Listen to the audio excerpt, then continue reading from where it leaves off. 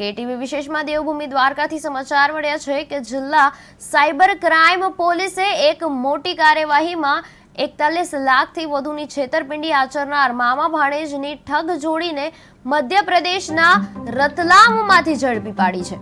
ઠગબાજો પંકજ રાઠોડ અને Basant Solanki social media પર fake ID બનાવી શેર બજારમાં 100% નફાની લાલચ આપીને છેતરપિંડી આચરતા હતા। પોલીસે આરોપીઓ પાસેથી 8,14,500 મુદ્દામાલ જેમાં રોકડ, લેપટોપ અને મોબાઈલ સહિતના સાધનો જપ્ત કર્યા છે। દેવભૂમિ દ્વારકા જિલ્લાના સાયબર ક્રાઇમ પોલીસ સ્ટેશન ખાતે એક છેતરપિંડીમાં બીએનએસની વિવિધ કલમો તથા આઈટી એક્ટની કલમો હેઠળ એક ગુનો દાખલ કરવામાં આવ્યો હતો। આ જે ગુનો છે તે છેતરપિંડી બાબતનો છે।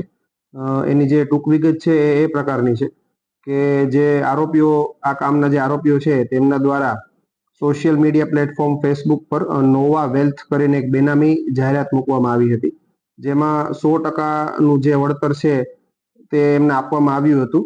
એવી રીતે એક ફેક આઈડી બનાવવામાં આવી હતી અને એક ખોટી વેબસાઇટ capitalmanagement.in કરીને બનાવવામાં આવેલ હતી। આ વેબસાઇટમાં જે આ કામના જે ફરિયાદી છે તેમનું એક ફેક પ્રોફાઇલ બનાવવામાં આવ્યું હતું અને એમાં એમને 100%, 200% જે રિટર્ન છે એ મળી આવ્યું છે। એ રીતે એમને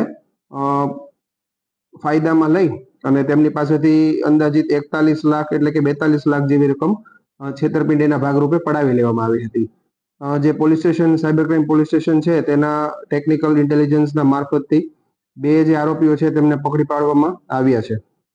આરોપીઓની જે વિગત છે, એક છે પંકજભાઈ ઉર્ફે પિયુષભાઈ ભરતભાઈ રાઠોડ, જે 24 વર્ષની ઉંમર ધરાવે છે અને તેમને મધ્યપ્રદેશથી પકડવામાં આવ્યા છે।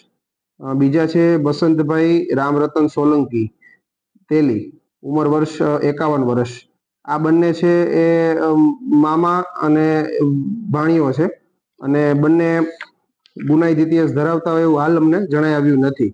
જે મુદ્દામાલ કબજે કરવામાં આવ્યો છે એમાં રોકડ રૂપિયા 6,51,000 છે, લેપટોપ એક જપ્ત કરવામાં આવ્યું છે, 7 મોબાઈલ, 3 રાઉટર, લેન્ડલાઇન ટેલિફોન તથા 13 જેટલા ક્રેડિટ અને ડેબિટ કાર્ડ પણ તેમના પાસેથી કબજે કરવામાં આવ્યા છે। તદુપરાંત તેમના દ્વારા 2 સિમ કાર્ડ જેવા